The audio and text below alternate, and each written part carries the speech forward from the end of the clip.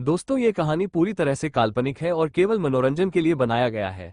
और इस कहानी में किसी भी व्यक्ति, नाम, उत्पाद या वास्तविकता का अपमान नहीं किया गया है। अगर आप लोग हमारे PRM नॉवल चैनल पर नए हैं तो वीडियो को लाइक और चैनल को सब्सक्राइब जरूर करें, ताकि हम आप तक ऐसी वीडियो पहुंचाते रहें। अगर एपिसोड में कहीं कोई गलती होती है तो आप कमेंट करें, हम उसे फिर से अपलोड करेंगे। धन्यवाद। आप देख रहे हैं माई हार्ट बर्निंग कोल्ड मशूका। एपिसोड 11। मैं वाइफी के पास सोऊंगा है और दर्द। वो कार वापस आतिश की तरफ बढ़ रही थी ताकि उसे टक्कर मार सके। रुद्राक्ष जैसे ही ये देखता है, उसकी आंखें गुस्से में लाल हो जाती है। वो कसकर स्टीयरिंग व्हील को पकड़ लेता है। जब कार अव्या और आतिश को टक्कर मारने वाली थी, अचानक रुद्राक्ष अपनी कार से तेजी से टक्कर मार देता है। वो कार पेड़ से टकरा जाती है और उससे धुआं निकलने लगता है। रुद्राक्ष भी जल्दी से कार से बाहर निकलता है और आतिश की तरफ भागता है। पुलिस जो जा चुकी थी, अचानक उन्हें फिर से आना पड़ा। रुद्राक्ष घबराते हुए आतिश से पूछता है, क्या तुम ठीक हो? आतिश बहुत ही गंभीरता से और गुस्से में कार की तरफ देखता है, लेकिन अचानक रुद्राक्ष के सवाल को सुनकर उसने अव्या का हाथ पकड़ लिया और उसके कोमल हाथ को सहलाते हुए बोला, जब तक वाइफी मुझे प्रोटेक्ट कर रही हो, मुझे कैसे कुछ हो सकता है? रुद्राक्ष और अव्या दोनों का ही चेहरा काला पड़ गया। अव्या अपना हाथ छुड़ा लेती है, उसका सब्र खत्म हो चुका था। वो बिना भाव से रुद्राक्ष को देखती है और दांत पीसकर बोली, मुझसे नहीं होगा। इतना कहते ही वो वहां से जाने लगी। उसने कुछ ही शब्द कहे, पर रुद्राक्ष समझ गया कि अब अव्या और आतिश की पर्सनल बॉडीगार्ड नहीं बनना चाहती। आतिश जल्दी से उसके पीछे भागा और उसने अव्या का हाथ पकड़ लिया। अव्या ने गुस्से से उसे देखा और अपना हाथ छुड़ाने लगी, मगर आतिश ने उसके हाथ को नहीं छोड़ा। तब अव्या ने एक जोरदार मुक्का उसके पेट पर मार दिया।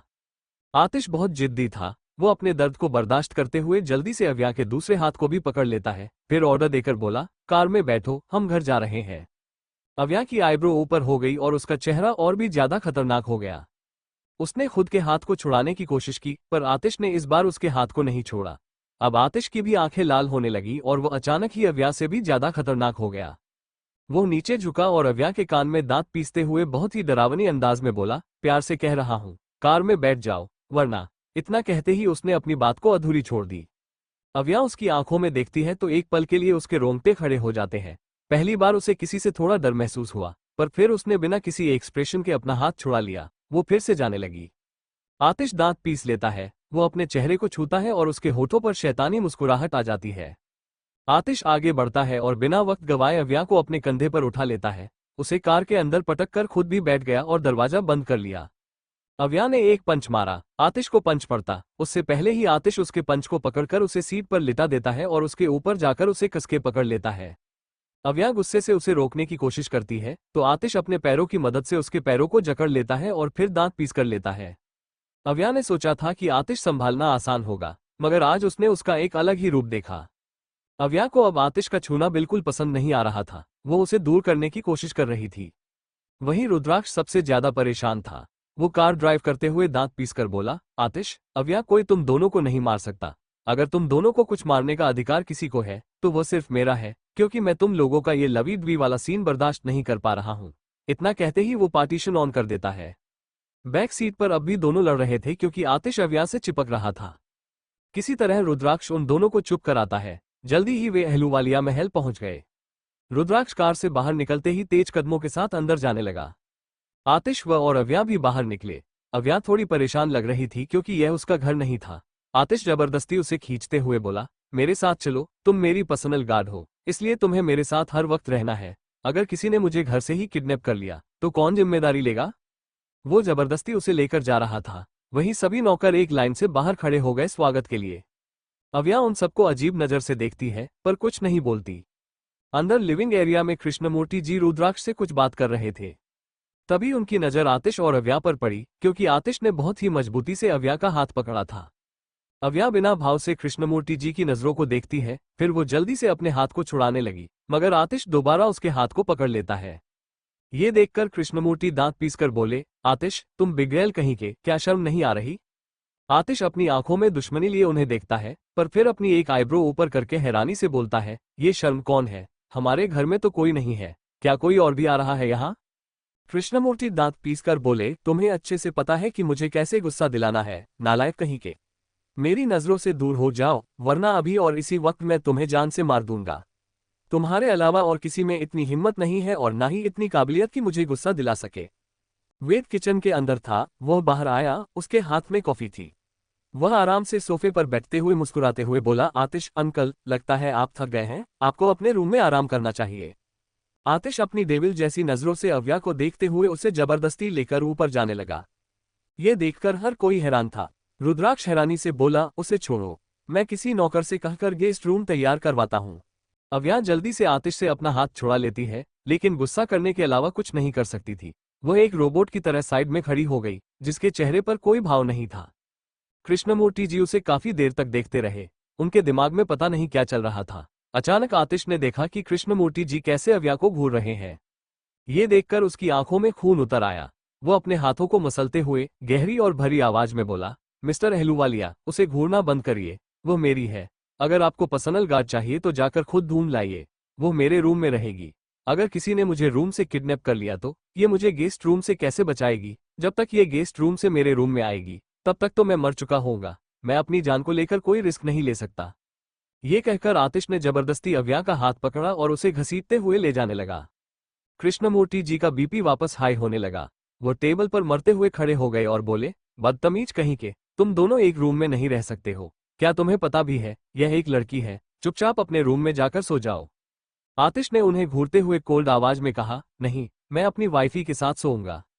वाइफी शब्द सुनकर कृष्णमूर्ति जी का दिल भारी हो गया। उन्हें ऐसा लगा जैसे हार्ट अटैक आ रहा हो। वो अपने हाथ से दिल को पकड़ लेते हैं और उनकी सांसें ऊपर नीचे होने लगती है। तुरंत रुद्राक्ष घबराकर बोला, डैडी, क्या आप ठीक हैं? कृष्णमूर्ति जी के माथे से पसीना निकलने लगा और वे धीमे स्वर में बोले, इस लड़के को संभालो, ये किसी दिन मुझे मार देगा। क्या इसे लड़के और लड़की में कोई अंतर समझ नहीं आता है? जरूर मैंने पिछले जन्म में कोई पाप किया होगा, तभी यह मुझे मिला है। अगर आज तुम्हारी माँ होती तो जरूर वो इस लड़के को 4 थप्पड़ मारती।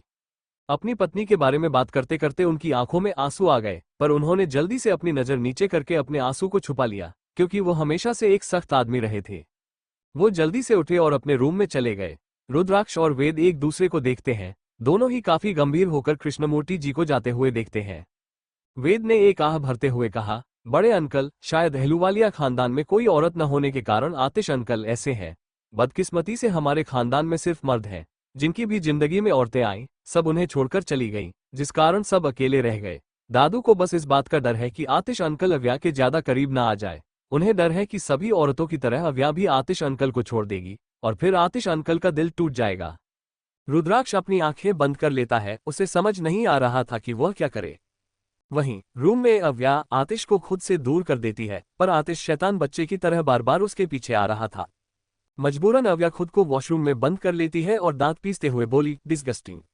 वह गुस्से में दरवाजे पर जोर से मार देती है। आखिर क्यों अहलूवालिया खानदान की औरतें सभी मर्द को छोड़कर चली गई? क्या आतिश के साथ भी यही होगा? जानने के लिए बने रहे सिर्फ हमारे YouTube चैनल पर। एपिसोड 12, अव्या, क्या तुम मेरे बेटे को फंसा रही हो? आतिश वॉशरूम के बाहर अब भी अड़ियल रवैये से खड़ा था, लेकिन अव्या ने दरवाजा नहीं खोला। अव्या आर्मी में रह चुकी थी, इसलिए उसने हर हालात में खुद को संभाला है। वॉशरूम में सो जाना उसके लिए कोई बड़ी बात नहीं थी। वो चुपचाप वहीं बैठ गई। आतिश बाहर लगातार चक्कर लगाता रहा, लेकिन जब उसने घड़ी देखी और 1 बज गए थे तो वो थोड़ा झुंझलाते हुए बोला, ठीक है, बाहर आओ, मैं तुम्हें परेशान नहीं करूंगा। इतना कहकर वो दरवाजे पर कान लगाकर सुनने की कोशिश करने लगा, लेकिन अंदर से कोई आवाज नहीं आई। आतिश ने मुंह बनाते हुए कहा, मैं कभी अपना वादा नहीं तोड़ता। मैंने कहा था ना, मैं तुम्हें परेशान नहीं करूंगा। अब बाहर आओ। कुछ सोच में डूबी अव्या अचानक दरवाजा खोल देती है। उसकी आंखें बेहद ठंडी थीं। उसने एक नजर आतिश को देखा और रूम से बाहर जाने लगी, मगर आतिश ने जल्दी से उसकी कमर में हाथ डालकर उसे बेड पर लेटा दिया। अव्या ने विरोध करने की कोशिश की, लेकिन आतिश ने उसका हाथ पकड़ते हुए गंभीर होकर कहा, तुम्हें यहीं सोना है। मैंने कहा था ना, मैं तुम्हें परेशान नहीं करूंगा। इतना कहकर वह अपने बड़े से सोफे पर जाकर लेट गया। फिर सोफे पर लेटे हुए गुस्से में बोला, आतिश, अहलूवालिया का दिल बहुत बड़ा है, इसलिए मैं तुम्हें अपना बेड दे रहा हूँ, क्योंकि मैं महान हूँ। ये कहकर उसने आंखें बंद कर ली।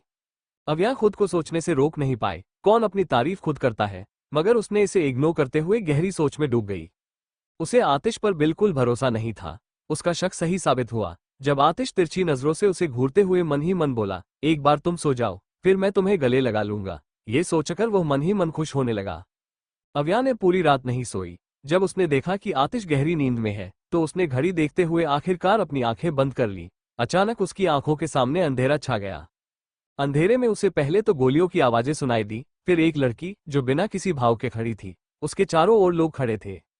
तभी एक बुजुर्ग गुस्से में बोला, जो भी हो, तुम्हें उससे शादी करनी होगी।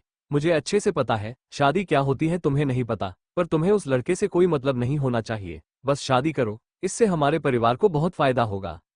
अचानक सीन बदल गया। अब अव्या जख्मी हालत में खड़ी थी, उसके चेहरे पर कोई भाव नहीं थे। वही बुजुर्ग उसे छड़ी से बेरहमी से मारते हुए गुस्से में बोले, तुम्हारी हिम्मत कैसे हुई यह सब करने की? तुम उसके साथ ऐसा कैसे कर सकती हो? तुम कितनी निर्दयी हो?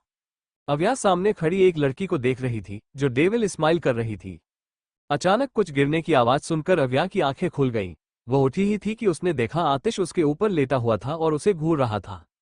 अव्या का चेहरा गुस्से से लाल हो गया था, लेकिन उसके माथे पर कुछ पसीने की बूंदें भी थीं, क्योंकि वो अपना बीता हुआ कल भूल नहीं पा रही थी। भले ही वो कितनी भी मजबूत क्यों ना हो, लेकिन आखिरकार इंसान ही है। आतिश उसकी बड़ी बड़ी आंखों में घूरते हुए मुस्कुराकर बोला, क्या तुम मेरे सपने देख रही थी? तुमने क्या देखा? अव्या ने उसके सीने पर हाथ रखकर उसे खुद से दूर किया और जाने लगी, मगर आतिश ने उसकी कलाई पकड़ ली। अव्या का पेशेंस खत्म हो गया। उसने कोल्डनेस से जवाब दिया, तुम परेशान करने वाले इंसान हो। मुझे बोलना पसंद नहीं, लेकिन तुम्हारी हरकतें ऐसी हैं कि मुझे बोलना पड़ता है। आतिश उसे बुरी तरह घूरने लगा। सुबह के 4 बजे बज रहे थे। अव्या सोफे पर जाकर लेट गई और धमकी देते हुए गुस्से में बोली, अगर मेरे पास आए तो मैं तुम्हारी हड्डी तोड़ दूंगी। उसकी आवाज से रूम का तापमान भी बढ़ने लगा। अव्या ने आतिश को डराने के लिए अपना खंजर निकालकर टेबल पर रख दिया और अपनी आंखें बंद करके सोने की कोशिश करने लगी। आतिश उसे तिरछी नजरों से देखता रहा। अगली सुबह रुद्राक्ष मॉर्निंग वॉक के बाद अपने पर्सनल जिम में गया, फिर ऑफिस के लिए तैयार होकर नीचे आया, जहां पहले से ही कृष्णमूर्ति जी और वेद मौजूद थे। उनके साथ 2 और आदमी भी थे, एक वेद की उम्र का था और दूसरा कृष्णमूर्ति जी का। कृष्णमूर्ति जी ने अपने ही उम्र वाले इंसान से पूछा, तुम इतनी सुबह सुबह कैसे आ गए? तुम्हें तो शाम तक आना था। प्रीतम जी ने आंखें चढ़ाकर कहा, बड़े भाई, क्या आप नहीं चाहते कि मैं आऊं? वैसे भी मैंने सुना है आतिश के लिए पर्सनल बॉडीगार्ड हायर की गई है, वह भी एक लड़की। मैं देखना चाहता हूं कि आखिरकार वह कैसी है। मुझे यकीन है कि आतिश कुछ ना कुछ करके उसे भगा देगा। ये कहकर वो हंसने लगे। तभी वेद के ही उम्र वाला आदमी मुंह बनाकर बोला, मैं आतिश को बहुत अच्छे से जानता हूं। उसे लड़कियों की कोई समझ नहीं है, वो उसकी इज्जत नहीं करेगा। यकीनन वो लड़की खुद ही जॉब छोड़कर चली जाएगी। वेद ने उसके कंधे पर मारते हुए कहा, आदित्य अंकल, आप गलत हैं। आदित्य ने मुंह बनाते हुए कहा, मुझे अंकल मत कहो, मैं तुम्हारी उम्र का हूं, सिर्फ मेरा नाम लो, समझे? फिर वो वेद को इग्नोर करके रुद्राक्ष की ओर मुड़ते हुए उत्सुकता से पूछने लगा, रुद्राक्ष ब्रदर, ये बताओ आतिश ने उस लड़की को भगाने के लिए क्या किया? क्या उसने उसे मारा या उसकी बेइज्जती की? जल्दी बताओ। रुद्राक्ष ने आदित्य की ओर देखते हुए अफसोस से कहा, तुम बर्दाश्त नहीं कर पाओगे। क्या तुम्हारे पास सुनने की क्षमता है? रुद्राक्ष हमेशा सच बोलता था और गंभीर रहता था, इसलिए आदित्य को अपने कानों पर विश्वास नहीं हुआ। उसने शौक होते हुए कहा, वॉट? अरे नहीं, ऐसा कुछ नहीं है जो मैं सुन सकूं, बताइए तो। रुद्राक्ष ने धीरे से कहा, आतिश अपनी पर्सनल बॉडीगार्ड को जबरदस्ती अपने रूम में लेकर गया HSI, और कहा कि उसे डर है कि रूम में भी कोई उसे किडनैप कर लेगा। यही नहीं, क्या तुम विश्वास करोगे कि वह अपनी पर्सनल बॉडीगार्ड को वाइफी कहकर बुलाता है?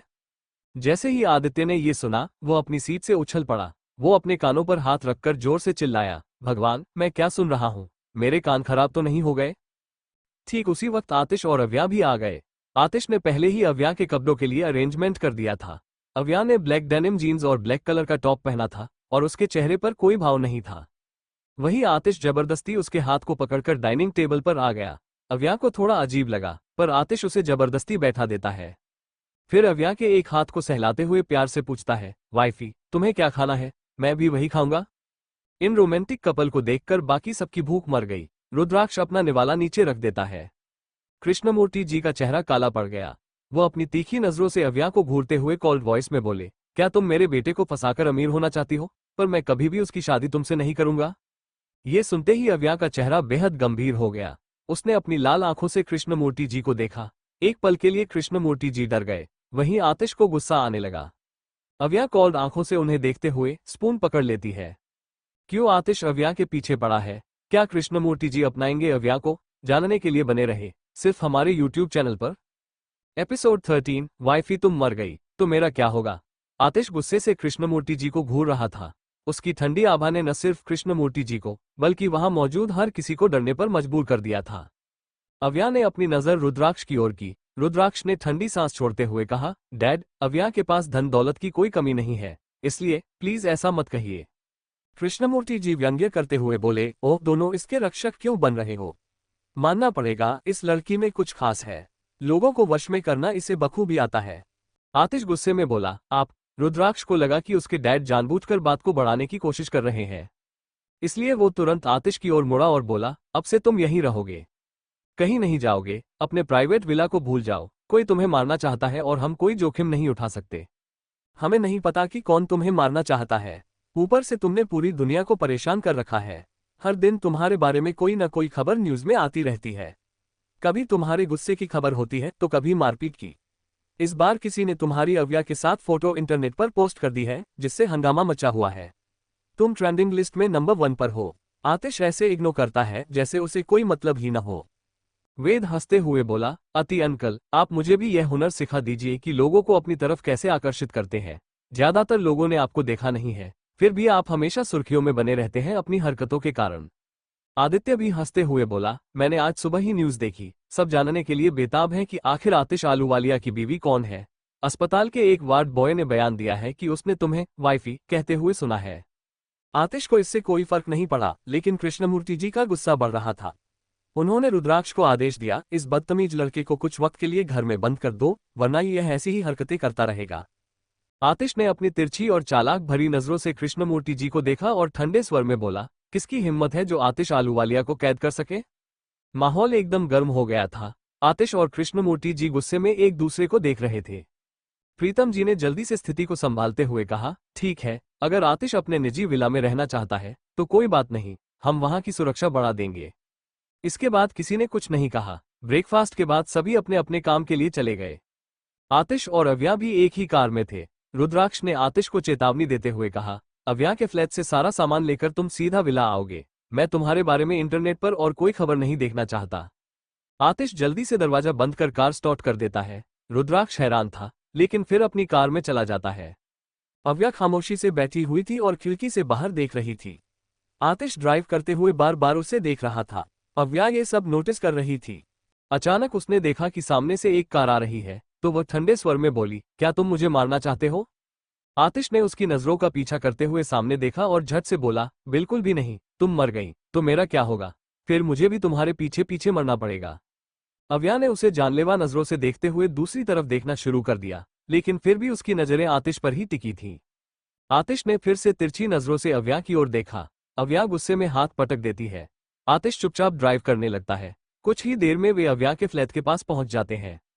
जैसे ही उन्होंने देखा कि अचानक कई मीडिया वाले उनकी कार की ओर भागते हुए आ रहे थे, अव्या ने गुस्से में कहा, कार स्टार्ट करो, जल्दी। आतिश ने तुरंत रिएक्ट किया और बिना किसी भाव के मीडिया वालों को नजरअंदाज करते हुए कार स्टार्ट कर दी। वे कुछ दूर ही गए थे कि आतिश ने गुस्से में किसी को कॉल करके कहा, आखिर तुम्हारा पीआर डिपार्टमेंट क्या कर रहा है? पता करो कौन सी मीडिया कंपनी के लोग अव्या के फ्लैट के बाहर थे, उन्हें अभी और इसी वक्त फायर करो।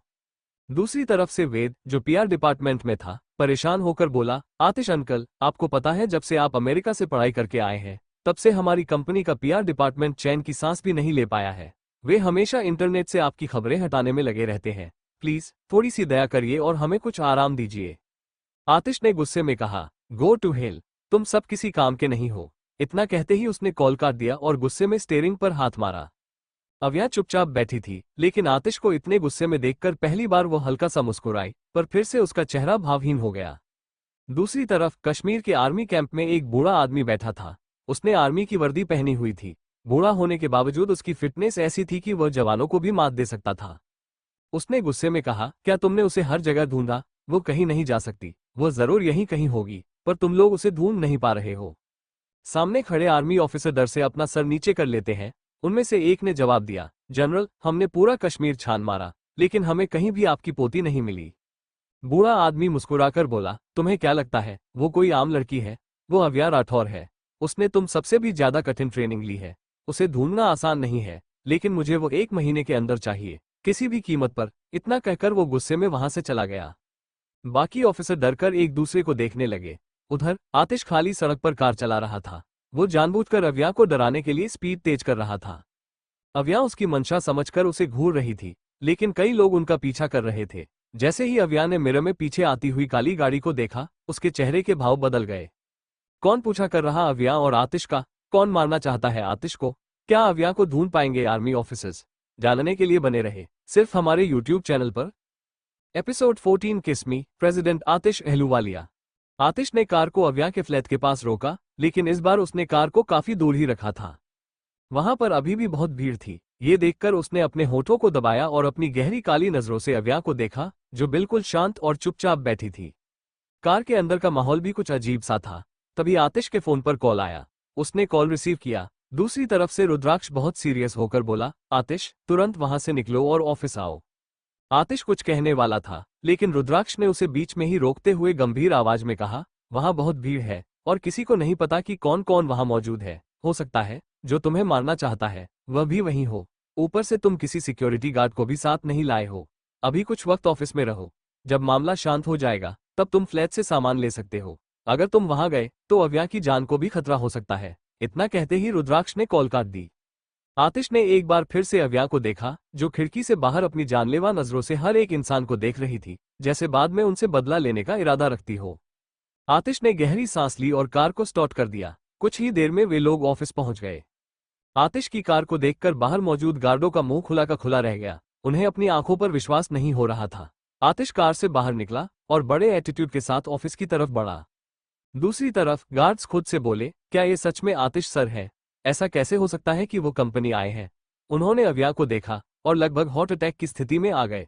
उनके एक्सप्रेशन से साफ था कि वे शॉक में थे। आतिश झट से अव्या का हाथ पकड़ लेता है। अव्या अपने हाथ को छुड़ाकर उसे जानलेवा नजरों से देख रही थी, लेकिन आतिश ने दोबारा उसका हाथ पकड़ लिया। वहां मौजूद एम्प्लॉय भी यह सब देखकर हैरान थे। एक कर्मचारी जो कॉफी लेकर जा रहा था, ये सीन देखकर इतना शॉक्ड हुआ कि उसके हाथ से कॉफी गिर गई और वो खुद भी फिसलते हुए जमीन पर गिर गया। अव्या ने उसे कूल अंदाज में देखा, फिर अपना हाथ छुड़ाकर लिफ्ट के अंदर चली गई। आतिश जैसे ही रुद्राक्ष के केबिन में पहुंचा, रुद्राक्ष ने उसे एक फाइल दी और गंभीर आवाज में कहा, मैं एक इंपॉर्टेंट मीटिंग में जा रहा हूं, जब तक इस फाइल को कंप्लीट करो। इतना कहकर रुद्राक्ष वहां से चला गया। आतिश का चेहरा अजीब हो गया। उसने फाइल को देखा और फिर उसे टेबल पर फेंकते हुए आलस के साथ सोफे पर लेट गया। अव्या ने अपनी आईब्रो उठाकर उसे देखा। लगभग आधा घंटा बीत चुका था और आतिश अभी भी सोफे पर लेटा हुआ था। तभी वेद केबिन के अंदर आया।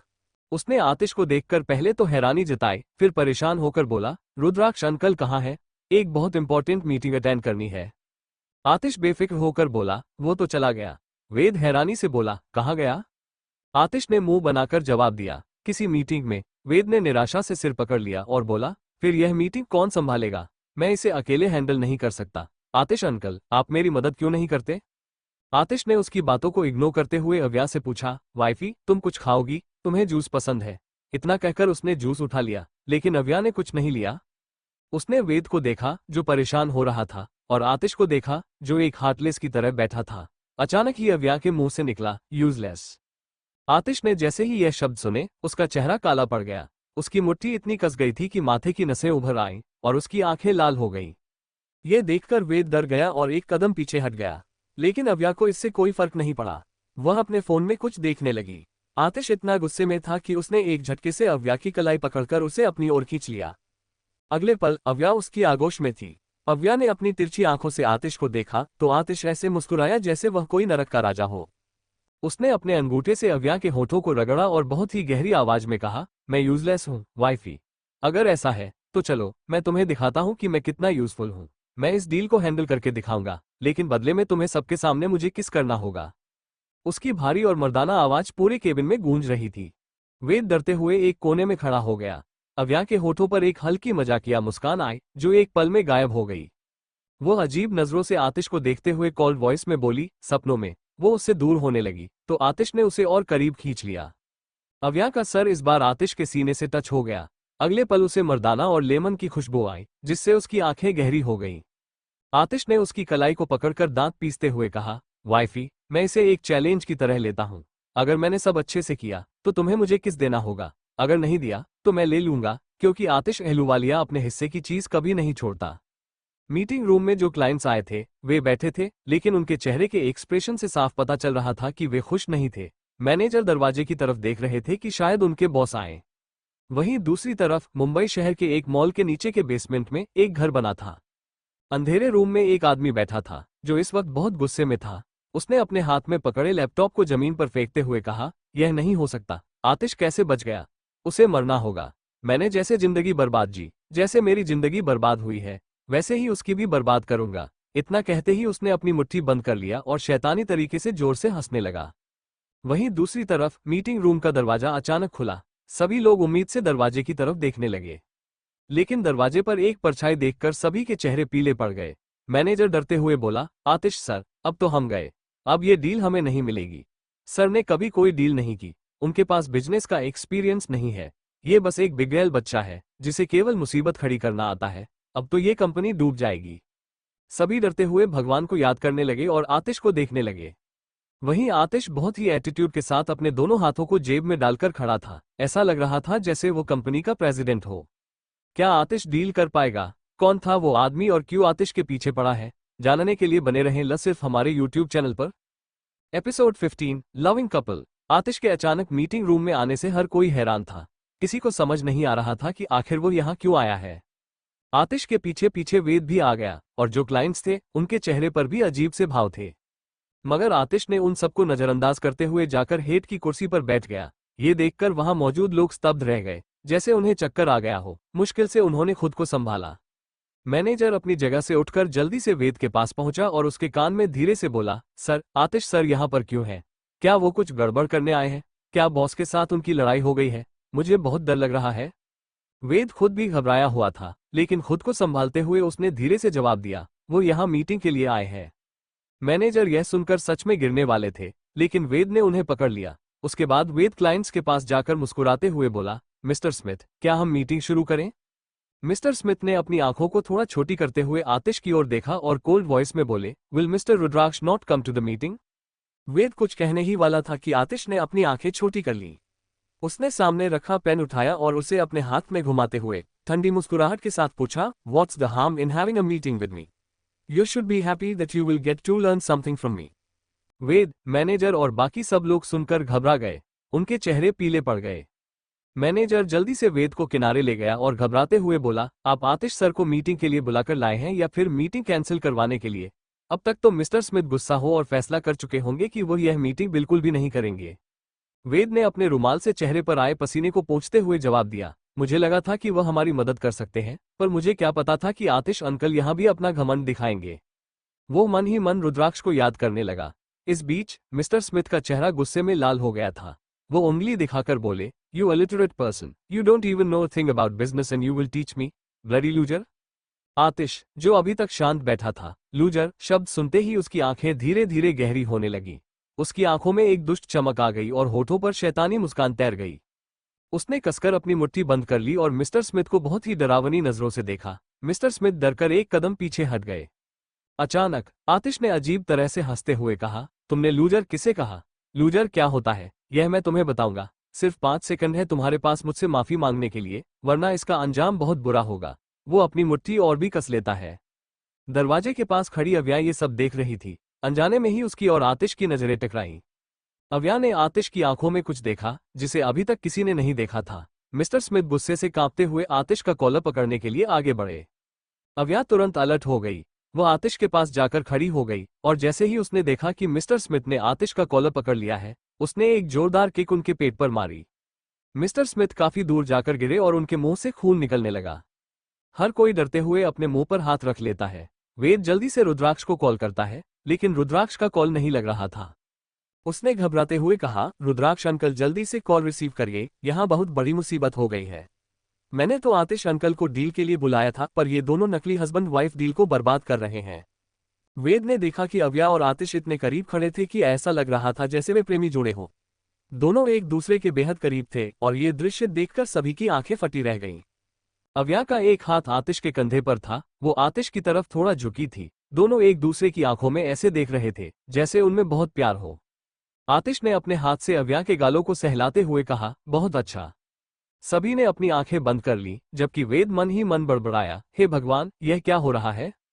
अव्या की आंखों में एक गहरी शैतानी चमक थी, जो आतिश की आंखों में भी दिखाई दे रही थी। उन दोनों को कोई फर्क नहीं पड़ रहा था कि कितने लोग उन्हें देख रहे हैं। वहीं मिस्टर स्मिथ किसी तरह खड़े होते हैं और गुस्से में आतिश और अव्या को घूरते हुए बोले, आई विल किल यू। आतिश की भौहें ऊपर उठ गईं। वो बेफिक्र अंदाज में हंसते हुए और अपने माथे को अंगूठे से सहलाते हुए शैतानी अंदाज में बोला, क्या तुम्हारे अंदर इतनी हिम्मत है कि मेरे सामने मेरी ही वाइफी को मार सको? जैसे ही लोगों ने वाईफी शब्द सुना, वे लगभग बेहोशी की हालत में आ गए। वेद आतिश से कहना चाहता था कि वो आपकी बीवी नहीं है, सिर्फ पर्सनल गार्ड है, इसलिए गुस्सा क्यों हो रहे हैं आप, पर वो ये सब नहीं बोल सकता था। मिस्टर स्मिथ इस बार गुस्से में आतिश को मारने आए, पर एकदम से वो अव्या पर हमला कर देते हैं। सब हैरान थे। क्या होगा आगे जानने के लिए बने रहें सिर्फ हमारे यूट्यूब चैनल पर। एपिसोड 16, आतिश अहलूवालिया किसी से माफी नहीं मांगता। जब आतिश देखता है कि स्मिथ अव्या पर हमला कर रहा है, तो वो बिना समय गंवाए अपने लंबे पैरों से एक जोरदार लात मारता है, जिससे स्मिथ दूसरी ओर जा गिरता है। अव्या की नजरें आतिश की ओर इस तरह मुड़ती हैं, मानो वो कहना चाहती हो, मुझे तुम्हारी मदद की जरूरत नहीं, मैं खुद को बचा सकती हूँ। लेकिन आतिश उसकी नजरों को नजरअंदाज करता है। उसकी आंखों में गुस्सा भरा होता है और वह अपने जगह से उठ खड़ा होता है। जैसे ही आतिश स्मिथ की ओर बढ़ता है, दरवाजा खुलता है और कृष्णमूर्ति जी रुद्राक्ष के साथ अंदर आते हैं। अंदर का नजारा देखकर वे दोनों बुरी तरह से स्तब्ध हो जाते हैं और अगले ही पल कृष्णमूर्ति जी के चेहरे पर गुस्सा साफ नजर आता है। गुस्से में वो आतिश के पास जाकर बोलते हैं, तुम्हारा दिमाग खराब हो गया है, तुम क्लाइंट के साथ ऐसा बर्ताव कैसे कर सकते हो? आतिश गहरी आवाज में जवाब देता है, और अगर आपका यही क्लाइंट मुझे जान से मारने की कोशिश करे तो क्या मैं चुपचाप मर जाऊं? कृष्णमूर्ति जी गुस्से में बोले, आतिश। मीटिंग रूम का माहौल जैसे जंग के मैदान में बदल चुका था। रुद्राक्ष ने सभी को गुस्से में देखा तो बाकी लोग वहां से जा चुके थे। अब केवल स्मिथ, अव्या, आतिश, कृष्णमूर्ति जी, रुद्राक्ष और वेद ही कमरे में बचे थे। मिस्टर स्मिथ खड़े होकर इंग्लिश में चिल्लाते हैं, मैं इस लड़के को सबक सिखाऊंगा, इसने मेरी बेइज्जती की। कृष्णमूर्ति जी के लिए ये शब्द काफी थे। उन्होंने आतिश की कोई बात सुने बिना उसके गाल पर जोरदार थप्पड़ जड़ दिया। आतिश का चेहरा एक तरफ झुक जाता है, उसकी आंखें लाल हो जाती हैं और उनमें एक रहस्यमय शैतानी चमक दिखाई देने लगती है। आतिश अपने गाल पर हाथ रखकर बहुत ही डरावने तरीके से कृष्णमूर्ति जी की ओर देखता है, जिससे एक पल के लिए वे भी डर जाते हैं। मिस्टर स्मिथ ने एक तीखी मुस्कान के साथ इंग्लिश में कहा, इससे कहिए कि माफी मांगे, वरना मैं यहां से जा रहा हूं, लेकिन अपनी बेइज्जती को हमेशा याद रखूंगा। कृष्णमूर्ति जी ने आतिश को ऑर्डर दिया, अभी और इसी वक्त माफी मांगो। आतिश शैतानी हंसी में हंस पड़ा, उसकी हंसी पूरे कमरे में गूंजने लगी। अचानक वो गुस्से से एक और लात टेबल को मारता है और डरावनी आवाज में बोलता है, आतिश अहलूवालिया ने माफी मांगना नहीं सीखा। मिस्टर स्मिथ, तुम्हें खुश होना चाहिए कि मैंने तुम्हें जान से नहीं मारा। इतना कहकर वो गुस्से में कमरे से बाहर निकल जाता है। अव्या, जो उसकी पर्सनल बॉडीगार्ड थी, सभी को इग्नोर करते हुए उसके पीछे पीछे चली जाती है। रुद्राक्ष एकदम से उसके पीछे भागता है, आतिश रुक जाओ, क्यों इतना गुस्सा कर रहे हो, मेरी बात सुनो। लेकिन आतिश पहले ही लिफ्ट में जा चुका होता है। अव्या भी वहां तक नहीं पहुंच पाती। वो जल्दी से सीढ़ियों से नीचे जाने लगती है। आर्मी में होने के कारण यह उसके लिए आसान था। रुद्राक्ष भी सीढ़ियों से नीचे जाने की कोशिश करता है, लेकिन आतिश ऑफिस से बाहर निकलकर ड्राइविंग सीट पर बैठता है और फुल स्पीड में वहां से निकल जाता है। अव्या सबसे पहले वहां पहुंचती है, लेकिन आतिश जा चुका होता है। रुद्राक्ष वहां पहुंचते ही परेशान हो जाता है और घबराकर कहता है, आव्या कुछ करो, उसके पीछे दुश्मन जरूर जाएंगे और अकेले होने का फायदा उठाएंगे। ये लड़का भी हमेशा गुस्से में गलत कदम उठा लेता है और फिर मुसीबत में फंस जाता है। इतना कहकर वह अपना फोन निकालता है और शांत होकर कहता है, अच्छा हुआ कि मैंने कल ही सभी गाड़ियों में ट्रैकर फिट किया था, उसकी लोकेशन का पता चल जाएगा। मगर जैसे ही वो फोन ऑन करता है, उसके चेहरे पर परेशानी के भाव नजर आने लगते हैं। ये देखकर अव्या अपनी भौहें चढ़ाती है। रुद्राक्ष गुस्से से दांत पीसकर बोलता है, शैतान लड़के ने ट्रैकर निकाल दिया है और यही कहीं फेंक दी है, वो बड़ी मुसीबत में फंसने वाला है। अव्या ने ठंडी आवाज में कहा, अपनी कार की चाबी दो। रुद्राक्ष हैरान हो जाता है, मगर जल्दी से चाबी उसे दे देता है। अव्या बिना वक्त गंवाए गाड़ी लेकर तुरंत वहां से निकल जाती है। उधर मिस्टर स्मिथ अपने केबिन में बैठे थे, जहां एक कर्मचारी उनकी चोट पर दवा लगा रहा था। कृष्णमूर्ति जी भी चिंतित थे, मगर उनके चेहरे पर यह जाहिर नहीं हो रहा था। जब उन्होंने देखा कि रुद्राक्ष वापस नहीं आ रहा है, तो वो केबिन से बाहर चले गए। इसी वक्त मिस्टर स्मिथ जल्दी से किसी को मैसेज करते हैं और फिर शैतानी मुस्कान के साथ बोले, तुम्हारी मौत तो पहले ही तय थी, लेकिन अब तुमने मुझ पर हाथ उठाकर गलती की है, अब तुम्हारी मौत और भी दर्दनाक होगी, आतिश अहलूवालिया। इतना कहकर वो टेबल पर थपकी देते हैं। उधर जैसे ही कृष्णमूर्ति जी नीचे जाने वाले थे, रुद्राक्ष आ जाता है। उन्होंने परेशान होकर पूछा, वो शैतान लड़का कहाँ गया? रुद्राक्ष गहरी सांस लेकर बोला, डैड, चाहे जो हो, पर आपको हाथ नहीं उठाना चाहिए था। आपने सिचुएशन को समझा नहीं। हम सब जानते हैं कि आतिश तभी गुस्से में आता है जब उसे कोई उकसाता है। जरूर मिस्टर स्मिथ ने कुछ किया होगा, लेकिन आपने उसे थप्पड़ मार दिया और अब वो गुस्से में चला गया है। उसने गाड़ी से ट्रैकर भी निकाल दिया है। अब हमें उम्मीद करनी चाहिए कि अव्या उसे ढूंढ ले, क्योंकि दुश्मन घात लगाकर बैठे हैं और अब जब उन्हें ऐसा मौका मिला है, तो वे जरूर आतिश पर हमला करेंगे। ये सुनकर कृष्णमूर्ति जी भी बेहद परेशान हो जाते हैं और अपना माथा मसलने लगते हैं। उधर आतिश लगातार अपनी गाड़ी की स्पीड बढ़ा रहा था। वो किसी आंधी की तरह सड़कों पर भगा रहा था। क्या आतिश को अव्या बचाएगी? जानने के लिए बने रहे सिर्फ हमारे YouTube चैनल पर। एपिसोड 17 प्यार भरा स्पर्श। आतिश गुस्से में शहर के बाहरी रास्ते पर गाड़ी चला रहा था। खुद उसे भी नहीं पता था कि वो कहाँ जा रहा है। अचानक उसके पीछे एक काली गाड़ी आ जाती है, लेकिन आतिश उस पर ध्यान नहीं देता। उसी समय अव्या भी तेजी से ड्राइव कर रही थी। उसके चेहरे पर कोई भाव नहीं थे, लेकिन फोन में एक लोकेशन दिखाई दे रही थी जो तेजी से शहर से बाहर जा रही थी। क्योंकि आतिश के गुस्से को देखते हुए अव्या ने पहले ही उसकी वॉच में ट्रैकर लगा दिया था। अव्या ने अपनी गाड़ी की स्पीड और बढ़ा दी। तभी आतिश के सामने अचानक एक बाइक आ गई और उसे तेजी से ब्रेक लगाना पड़ा। गाड़ी तेज आवाज के साथ रुक गई। पीछे आ रही गाड़ी भी झटके से रुक गई और उसमें बैठे लोगों के होठों पर शैतानी मुस्कान फैल गई। गुस्से में आतिश ने स्टार्टिंग व्हील पर हाथ मारा और दांत पीस लिए। बाइक वाला इंसान बाइक से नीचे उतर आया और पीछे की गाड़ी में मौजूद 4 लोग भी बाहर आ गए। आतिश के चेहरे पर शैतानी मुस्कान आ गई। वो गाड़ी से किसी राजा की तरह बाहर निकला और घमंड से उन चारों को देखने लगा। उन चारों ने मास्क पहना हुआ था। उनमें से एक हंसते हुए बोला, कितने वक्त से हम तुम्हारा पीछा कर रहे थे और अब तुम हमारे हाथ लगे हो, लेकिन हम तुम्हें इतनी आसानी से छोड़ने वाले नहीं हैं। इतना कहकर वो आतिश की गाड़ी से टेक लगाकर खड़ा हो गया। ये देखकर आतिश की आंखें छोटी हो गईं और उसने गुस्से में कहा, कोई आतिश अहलूवालिया की चीज को कोई छुए, यह मैं बर्दाश्त नहीं कर सकता। इसलिए अपने हाथ को मेरी कार से हटा लो, वरना अंजाम बहुत बुरा होगा। वो व्यक्ति डरने का नाटक करते हुए बोला, अरे मैं तो डर गया। बताओ क्या करोगे तुम? कहीं मुझे जान से मार तो नहीं दोगे? अगर ऐसा है तो प्लीज मुझे माफ कर दो। ये सुनकर बाकी सभी लोग एक दूसरे को हाई फाइव देकर हंसने लगे। आतिश को ये बात बर्दाश्त नहीं थी कि कोई उसका मजाक उड़ाए। उसने साइको की तरह अपने गर्दन को हल्का सा टेढ़ा किया और डेविल स्माइल के साथ बोला, सही कहा, मेरे सामने तुम्हें भीख मांगनी चाहिए कि मैं तुम सबको जिंदा छोड़ दूं। इतना कहकर उसने एक जोरदार लात सामने वाले व्यक्ति के पेट पर मारी। वो व्यक्ति उड़ते हुए 10 फीट दूर जाकर गिरा और उसके मुंह से खून निकलने लगा। उसके सभी साथी गुस्से से आग बबूला हो गए और एक साथ आतिश पर हमला कर दिया। आतिश ने लेफ्ट साइड वाले आदमी के हाथ को पकड़ा और एक जोरदार घूंसा पीछे वाले आदमी के पेट पर मारा, फिर राइट साइड वाले आदमी के मुंह पर एक मुक्का जड़ दिया। उसने ये सब इतनी तेजी से किया कि उन लोगों को संभलने का मौका ही नहीं मिला।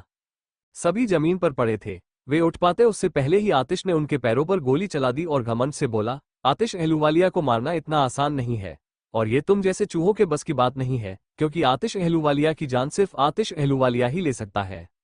जैसे ही उसने ये कहा, एक गाड़ी तेजी से वहां आकर रुकी।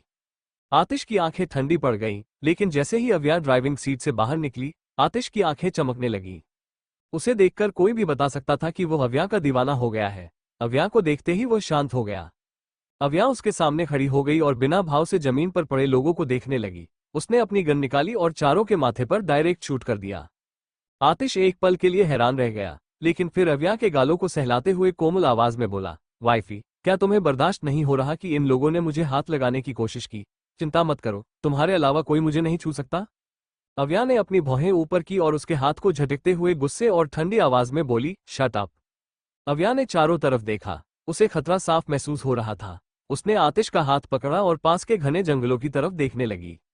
उसकी आंखें तेज थीं और वह दूर की आवाज भी साफ सुन पा रही थी। उसने आतिश को लेकर 2 कदम ही बढ़ाए थे कि आतिश ने उसका हाथ मजबूती से पकड़ा और मुस्कुराकर बोला, वाइफी, क्या तुम मेरे साथ अकेले रहना चाहती हो? चलो मेरे फार्म हाउस चलते हैं, ये जगह अच्छी नहीं है। अव्या ने दांत पीसते हुए सोचा, काश यहाँ पर कोई फेविक्विक मिल जाता और मैं परमानेंट तौर पर उसका मुंह चिपका देती। उसने आतिश की बातों को इग्नोर कर दिया। उसने कुछ सेकंड सोचा और अचानक लेफ्ट साइड वाले जंगल की तरफ भागने लगी। जैसे ही वे दोनों जंगल में घुसे, सड़क के दोनों तरफ से कई गाड़ियां आने लगीं और ठीक उसी वक्त एक हेलीकॉप्टर भी उड़ता हुआ उनकी दिशा में आने लगा। अव्या तुरंत हरकत में आए और आतिश को लेकर एक बड़े और घने पेड़ के पीछे छुप गई ताकि उन्हें हेलीकॉप्टर या गाड़ियों से आए लोग देख न सकें। उसने आतिश को पेड़ से सटा दिया और खुद उसके सामने खड़ी हो गई।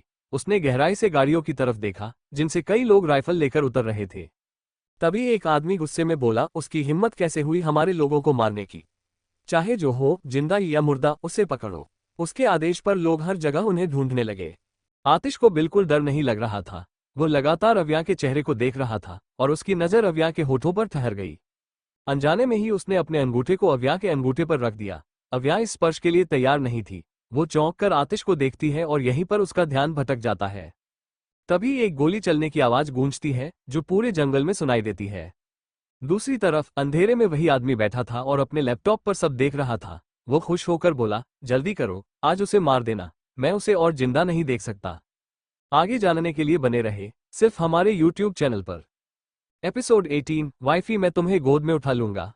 गोली चलने की आवाज सुनकर आतिश और अव्या के चेहरे पर गंभीरता छा गई। हेलीकॉप्टर में बैठे व्यक्ति ने दूरबीन से उन्हें ढूंढने की कोशिश की, लेकिन वो असफल रहा। वो झुंझलाते हुए बड़बड़ाया, आखिर वे गए कहाँ? इतनी जल्दी कहीं नहीं जा सकते। वो सोच में पड़ गया कि वे किस दिशा में गए होंगे, बाएं या दाएं। उसने एक बार फिर दूरबीन से उन्हें खोजने की कोशिश की, लेकिन सफलता नहीं मिली। अव्या ने अपनी आंखें बंद कर ली और माथे पर अंगूठी से मसाज करने लगी। उसने ध्यान दिया कि गोलियां पास के एक पेड़ पर लगी थी। तभी उसने किसी की आवाज सुनी, उधर चलो, कुछ हलचल हो रही है। वे सभी जंगल के अंदर बढ़ने लगे। अव्या थोड़ी घबराई हुई थी। उसने आतिश की कलाई कसकर पकड़ ली और उसे खींचने की कोशिश की, लेकिन आतिश लंबा और हृष्ट-पुष्ट था, इसलिए यह मुश्किल हो रहा था। आतिश ने अव्या की कमर पर हाथ रखकर मुस्कुराते हुए कहा, क्या तुम मुझसे चिपकने की कोशिश कर रही हो? क्यों हिचकिचा रही हो? मैं तुम्हारी सभी इच्छाएं पूरी करूंगा। एक पल के लिए अव्या को लगा कि वह अपनी बंदूक की सारी गोलियां आतिश के सिर में उतार दे, लेकिन उसने इस विचार को मुश्किल से काबू में किया। उसने देखा कि लोग उनकी तरफ बढ़ रहे हैं। सभी चारों ओर फैले हुए थे। अव्या ने पेड़ की ओर देखा और तुरंत धीमी लेकिन सख्त आवाज में कहा, पेड़ पर चढ़ो। आतिश ने आंखें मिचमचाकर उसकी तरफ देखा और मुंह बनाते हुए बोला, मैं नहीं जाऊंगा। अव्या दांत पीसते हुए बोली, यह एक आदेश है। आतिश ने एटीट्यूड में जवाब दिया। आतिश अहलूवालिया किसी की बात नहीं सुनता। अव्या उसकी बात को नजरअंदाज करती है और खुद पेड़ पर चढ़ जाती है। पेड़ बहुत मोटा और विशाल था और ऊपर से किसी का ध्यान उस पर नहीं जा सकता था, इसलिए किसी ने उसे चढ़ते हुए नहीं देखा। आतिश मुस्कुराकर जैसे कह रहा हो, अगर मरना है तो मर जाओ, पर मैं तुम्हारे साथ नहीं मरने वाला। जल्द ही आतिश भी पेड़ पर चढ़ गया और दोनों घनी डाल पर बैठ गए। उसी वक्त कुछ लोग पेड़ के पास आ खड़े हुए। एक ने सामने की तरफ इशारा करते हुए कहा, जल्दी करो, वे इस तरफ ही गए होंगे। लोग इधर उधर अव्या और आतिश को ढूंढने लगे। आतिश अव्या के गालों पर किस करने वाला था, लेकिन तभी अव्या उसे तीखी नजरों से देखने लगी। आतिश रुक गया और उसके गालों को सहलाते हुए बोला, तुमने मुझे बचा लिया, गिफ्ट के तौर पर मैं तुम्हें किस करूंगा। अव्या ने उसके गले को कसकर पकड़ लिया और दांत पीसते हुए बोली, अगर मुझे परेशान किया तो यहीं से धक्का देकर नीचे गिरा दूंगी। आतिश उसे दोबारा छूने वाला था, लेकिन जल्दी से अपने हाथ पीछे खींच लिया। अव्या बच निकलने का रास्ता ढूंढ रही थी, जबकि आतिश उसे छूने की कोशिश में अपनी तिरछी नजरों से देख रहा था। रुद्राक्ष हर जगह आतिश को ढूंढ रहा था। उसने अपनी सारी टीम को आतिश को ढूंढने में लगा दिया था, लेकिन आतिश का कहीं भी पता नहीं चल पा रहा था और न ही किसी ने उसके फोन की लोकेशन का पता कर पाया था। कृष्णमूर्ति जी के चेहरे पर कोई भाव नहीं था, लेकिन वे अंदर से डरे हुए थे। वे पुलिस स्टेशन में थे। इंस्पेक्टर गंभीरता से बोले, मिस्टर कृष्णमूर्ति, आप परेशान मत होइए, हम आपके बेटे को ढूंढ लेंगे। वैसे भी आपके बेटे का केस मेरे हाथों में है। डर सिर्फ इस बात का है कि कहीं मुजरिम उसे अकेला पाकर फिर से हमला न कर दे। हमें उससे पहले आपके बेटे को ढूंढना होगा। इंस्पेक्टर तुरंत अपनी फोर्स के साथ आतिश को ढूंढने निकल गए। वहीं जो लोग आतिश को मारने आए थे, वे ज्यादा अंदर नहीं गए। वे फिर से सड़क के पास आकर खड़े हो गए। हेलीकॉप्टर चारों ओर घूम घूम कर जंगल में आतिश को ढूंढने की कोशिश कर रहा था, लेकिन उसे ढूंढने में असफल रहा। इस मौके का फायदा उठाते हुए अव्या पेड़ से नीचे उतर गई और आतिश का हाथ पकड़कर सीधा जंगल के अंदर चल दी। जंगल बहुत गहरा था, लेकिन अव्या को यही रास्ता सही लगा।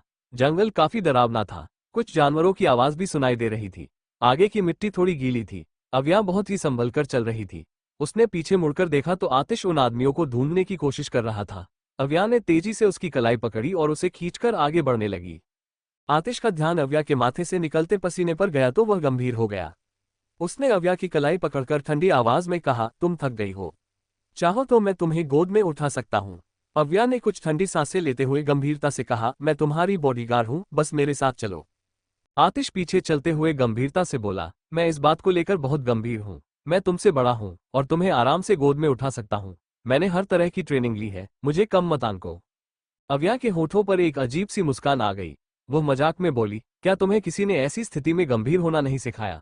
आतिश ने गंभीरता से जवाब दिया, मैं बहुत ही गंभीर और गुस्सैल इंसान हूँ। मैं अकेले कई लोगों से लड़ सकता हूँ, लेकिन तुम्हें देखते ही मैं गुस्सा नहीं कर पाता और नहीं गंभीर हो पाता हूँ। अचानक अव्या की नजर आतिश के गाल पर पड़ी, जहां कृष्णमूर्ति जी ने उसे थप्पड़ मारा था। उंगलियों के निशान अभी भी साफ दिख रहे थे। अव्या ने अपने होठों को दबाया और फिर नजरें फेर लीं। काफी चलने के बाद अव्या रुद्राक्ष को सिग्नल देने के लिए फोन निकालती है, लेकिन आतिश जल्दी से फोन को छीनकर बोला, किसी को मत बुलाओ, मुझे अकेले रहना है। उसकी आंखों में गुस्सा फिर से उभर आया और उसे अपना थप्पड़ याद आ गया। अव्या गंभीरता से बोली, हम फंसे हुए हैं। आतिश ने उसकी तरफ पीठ कर ली। वो अब बहुत डरावना लग रहा था। उसकी आंखों में हत्या का इरादा झलक रहा था। उसने मुठियां बंद करते हुए कहा, मुझे परवाह नहीं है, लेकिन अभी मुझे सबसे दूर रहना है। अगर तुम जाना चाहती हो तो जा सकती हो, पर मैं वहां नहीं जाने वाला। आतिश का गुस्सा फिर से उभर रहा था और अव्या के चेहरे पर चिंता साफ दिखने लगी। आगे जानने के लिए बने रहिए सिर्फ हमारे YouTube चैनल पर। एपिसोड 19। आतिश और अव्या खतरे में। अव्या ने आतिश का फोन लेने के लिए उसका हाथ पकड़ा, लेकिन आतिश ने फोन नहीं दिया। तो अव्या उस दिशा में देखने लगी जहां आतिश ने उसका फोन फेंका था और वो तेजी से उधर बढ़ने लगी। आतिश को बहुत गुस्सा आया, लेकिन उसने अपने गुस्से को संभालते हुए ठंडी सांस ली। उसने तुरंत अव्या की कलाई पकड़कर उसे पेड़ से चिपका दिया। अव्या उसकी इस हरकत से पहले चौंकी, लेकिन फिर उसके चेहरे के भाव बदल गए। वे दोनों एक दूसरे की आंखों में देख रहे थे। आतिश की आंखों में गुस्सा और एक अजीब सनक नजर आ रही थी। अव्या बस उसे देखती रही। आतिश उसकी कलाई को पकड़कर उसके बेहद करीब आ गया। उनके होठों के बीच केवल 1 इंच की दूरी थी। आतिश ने ठंडी आवाज में कहा, वाइफी, मुझे गुस्सा मत दिलाओ। मेरा गुस्सा तुम्हारे सहनशक्ति से बाहर हो सकता है। मैं वक्त के साथ और भी खतरनाक बन सकता हूं, इसलिए तुम किसी को भी नहीं बुलाओगी। इतना कहकर उसने अव्या के कमर में हाथ डाला और उसे खुद से चिपका लिया। उसने अव्या के गाल पर एक हल्की सी किस की और फिर सर्द आवाज में कहा, तुम्हारे पास 2 ऑप्शन है। पहला, अगर तुम्हें किसी को बुलाना है तो बेशक बुलाओ, लेकिन तुम अकेली जाओगी और फिर तुम मेरी पर्सनल बॉडीगार्ड नहीं रहोगी। दूसरा ऑप्शन, अगर तुम मेरे साथ रहना चाहती हो तो तुम किसी को नहीं बुलाओगी। इतना कहकर उसने अव्या को छोड़ दिया और जंगल की ओर बढ़ने लगा। अव्या चुपचाप खड़ी रही, अपने होठों को दबाए हुए, लेकिन उसके एक्सप्रेशंस नहीं बदले। उसकी मुठियां कस गई थी और उसकी आंखों में गुस्सा और उदासी थी। अचानक उसकी आंखों के सामने एक दृश्य उभर आया। एक 6 साल का बच्ची रो रही थी, किसी को उम्मीद से देख रही थी, लेकिन सामने वाला व्यक्ति उसे छोड़कर चला गया। तभी गोली चलने की आवाज आई और गोली आतिश के बाजू में लगी। अव्या तुरंत होश में आए हो गई और अलर्ट हो गई। उसकी आंखों में हत्या के इरादे थे। उसने देखा कि कई लोग भागते हुए उनकी तरफ आ रहे थे और फायरिंग कर रहे थे। अव्या ने तुरंत अपनी बंदूक उठाई और उन पर फायरिंग करने लगी। वो भागते हुए आतिश के पास गई, अपने रुमाल से उसके घावों पर बांध दिया, फिर उसके हाथ को पकड़ा और भागने लगी। आतिश उसे देखकर हल्के से मुस्कुराया। अब अव्या की आंखों में खून नजर आने लगा था। उसने अपने जूते से खंजर निकाला और उसके चेहरे पर एक किलिंग स्माइल थी, जो उसे और भी खूबसूरत बना रही थी। उसने चालाकी से खंजर को अपने बाएं पेट की ओर फेंक दिया, जो पेड़ के पीछे छिपे एक आदमी की गर्दन पर लग गया। फिर उसने आतिश का हाथ पकड़ा और ठंडी आवाज में कहा, तुम्हारा ठीक रहना ज्यादा जरूरी है, न कि इनसे लड़ना। अव्या ने घने जंगलों को देखकर अजीब तरीके से मुस्कुराया और फिर आतिश को लेकर बड़े पेड़ के पीछे चली गई। वहां बहुत सारे गड्ढे और पत्ते फैले हुए थे। उसने आतिश को गड्ढे में गिरा दिया और चालाकी से पत्तों को उन दोनों के ऊपर डाल दिया। अब पत्तों के अलावा कुछ भी नजर नहीं आ रहा था। दुश्मन चारों ओर उन्हें ढूंढ रहे थे, लेकिन पेड़ और जमीन पर बिखरे पत्तों के अलावा कुछ नहीं मिला। आतिश के होठों पर एक अजीब सी मुस्कान थी, एक साइको वाली मुस्कान। दुश्मन शौक होकर चारों ओर देख रहे थे। एक व्यक्ति ने कहा, मुझे लगता है वे यहाँ नहीं है, शायद दूसरी दिशा में चले गए हैं। सब लोग दूसरी दिशा में जाने लगे। अव्या ने राहत की सांस ली, लेकिन आतिश ने उसके गालों पर एक किस किया और धीमे स्वर में कहा, मुझे किस दो, वरना मैं चिल्लाऊंगा, फिर हम पकड़ जाएंगे। अव्या ने गुस्से में दांत पीसते हुए कहा, शट अप। आतिश ने सिर उठाया और जा रहे लोगों से कहा, रुको, मैं यहाँ हूँ, मुझे पकड़ लो। अव्या की सांस थम गई। उसे उम्मीद नहीं थी कि आतिश इतना गंभीर होगा और खुद को पकड़वा देगा। अगले ही पल सभी लोग उन्हें घेर लेते हैं और उनके हाथ बांध देते हैं। अव्या आतिश को गुस्से में देख रही थी। आतिश ने गुस्से में कहा, ये सब तुम्हारे कारण हुआ है कि मैं पकड़ा गया हूँ। अव्या खुद को रोक नहीं पा रही थी। उसका मन कर रहा था कि वो दुश्मनों की बंदूक ले आतिश पर गोली चला दे। उसने अपनी पूरी जिंदगी में आतिश जैसा इंसान नहीं देखा था, लेकिन अब कुछ नहीं हो सकता था। सभी दुश्मन आतिश और अव्या को जंगल के बाहर ले जाने लगे। तभी रुद्राक्ष को एक नोटिफिकेशन मिला। उसने देखा कि यह आतिश का लोकेशन था। वो पास के जंगल का था। उसने जल्दी से गार्ड्स को ऑर्डर दिया, चलो, लोकेशन मिल गई है। सभी ने फुल स्पीड में गाड़ी को जंगल की ओर बढ़ा दिया। कृष्णमूर्ति जी, जो रुद्राक्ष के बगल वाली सीट यानी पैसेंजर सीट पर थे, डर के कारण उनका हाथ थोड़ा कांप रहा था, लेकिन उन्होंने खुद को शांत किया और कहा, आतिश को कुछ नहीं होना चाहिए। रुद्राक्ष ने उन्हें दिलासा देते हुए कहा, चिंता मत करिए डैड, आतिश को कुछ नहीं होगा, हम उसे बचा लेंगे। आतिश और आर्य सड़क पर खड़े थे और दुश्मन उनके सामने थे। एक दुश्मन जो लीडर लग रहा था, वो डेविल स्माइल के साथ बोला, आतिश अहलूवालिया, आखिरकार मैंने तुम्हें पकड़ लिया। अब तुम्हें मरने से कोई नहीं रोक सकेगा। आतिश ने अव्या को देखा, जो एक रोबोट की तरह खड़ी थी। उसने गुस्से में अव्या को अपने कंधे से धक्का देते हुए कहा, सब कुछ तुम्हारे कारण हो रहा है। तुम कैसी बॉडीगार्ड हो जो मुझे बचा नहीं पा रही हो? अव्या अंडरस्को सभी दुश्मन अंडरस्को सभी सोचने लगे, आतिश जैसा बेशर्म कोई नहीं, क्योंकि उसने खुद को पकड़वाया था, बल्कि अव्या तो उसे बचा रही थी। क्या आतिश और अव्या फंस जाएंगे दुश्मनों की चाल में? क्यों आतिश ने खुद को पकड़वाया? आगे जानने के लिए बने रहें सिर्फ हमारे YouTube चैनल पर। एपिसोड 20 वाइफी को छूना मत। रुद्राक्ष अपने बॉडीगार्ड्स के साथ जंगल के पास पहुंचता है। जैसे ही वो कार रोकता है, सबसे पहले कृष्णमूर्ति जी बाहर निकलते हैं और आतिश और अव्या को हर जगह ढूंढने लगते हैं। गार्ड्स भी जंगल के आसपास उनकी खोज में लग जाते हैं, लेकिन कहीं कोई निशान नहीं मिलता। कृष्णमूर्ति जी की आंखें कठोर हो जाती है।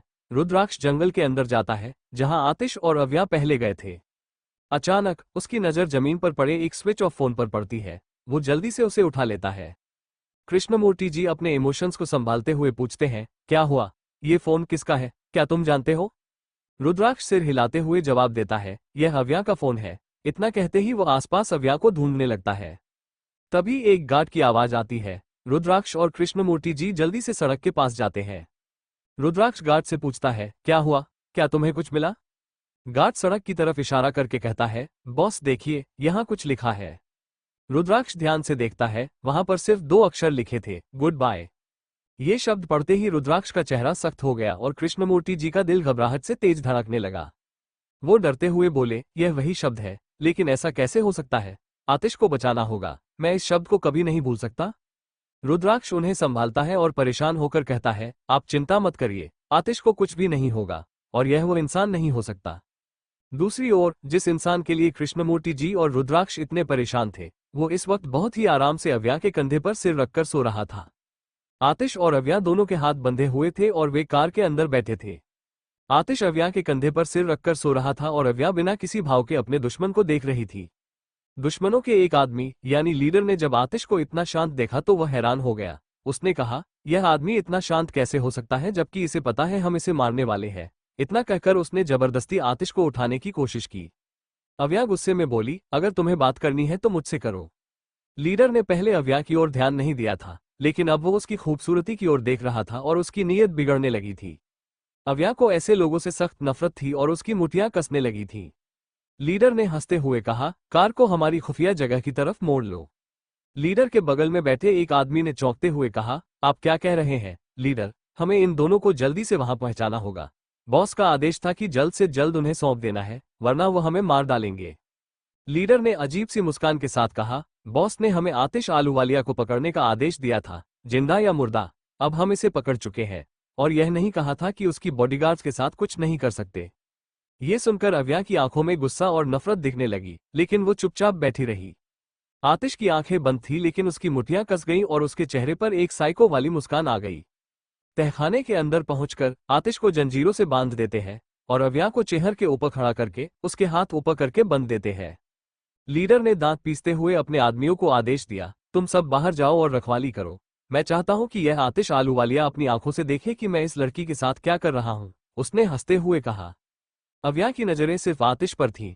उसे लग रहा था कि आतिश जानबूझकर खुद को पकड़वाया है, क्योंकि उसके दिमाग में कुछ और चल रहा था। उसका शक सही था। तहखाने के बाहर लगभग 100 लोग मौजूद थे जो वहां की रखवाली कर रहे थे। हर एक के हाथ में बंदूक थी, मगर अचानक ही पता नहीं कहां से कई लोग आ गए और एकदम से छुप गए। उन सभी ने काले कपड़े पहने हुए थे और उनके सीने पर एक अजीब सा बैज बना हुआ था, जिसमें 2 सांप आपस में उलझे हुए थे और दोनों ही बहुत खतरनाक लग रहे थे। आतिश कोल्ड वॉइस में बोला, मैं सिर्फ 5 तक काउंट करूंगा। अगर तुम मेरी वाइफी से अलग नहीं हुए तो आगे जो कुछ भी होगा उसके जिम्मेदार तुम होगे। लीडर अचानक ही अव्या की कमर पर हाथ रख देता है और तंज कसते हुए कहता है, देखो मैंने छू लिया, अब क्या करोगे तुम? इतना कहकर वह अपना हाथ ऊपर की तरफ बढ़ाने लगता है। आतिश के चेहरे पर एक हैवान जैसी स्माइल थी, लेकिन उसकी आंखों में कुछ अलग ही खतरनाक इरादा दिख रहा था। उसने जंजीरों पर अपनी पकड़ कस दी और उसके होठों पर अभी भी एक साइको वाली मुस्कान थी। अव्या को बिल्कुल पसंद नहीं था कि कोई उसे हाथ लगाए, इसलिए उसने लीडर को नफरत भरी नजरों से देखते हुए अचानक से अपना पैर उठाया और उसके सीने पर जोर से मारा। लेकिन इस दौरान उसका बैलेंस बिगड़ गया और वह दूर गिर पड़ी, जिससे उसके हाथ हवा में लटक गए। अव्या अपने हाथों को खोलने की कोशिश करने लगी। वो लीडर गुस्से में बोला, अंडरस्को, तुम बहुत घमंडी हो, तुम्हारा घमंड तो मैं तोड़ूंगा। कहते ही वो अव्या की तरफ बढ़ने लगा। अव्या अपने हाथ को जल्दी से खोलने लगी। लीडर गुस्से में चेयर को धक्का दे देता है, जिससे अव्या के पैर हवाले हो गए। क्या होगा अव्या और आतिश के साथ, जानने के लिए बने रहे सिर्फ हमारे YouTube चैनल पर। आगे देखने के लिए हमें कमेंट करें।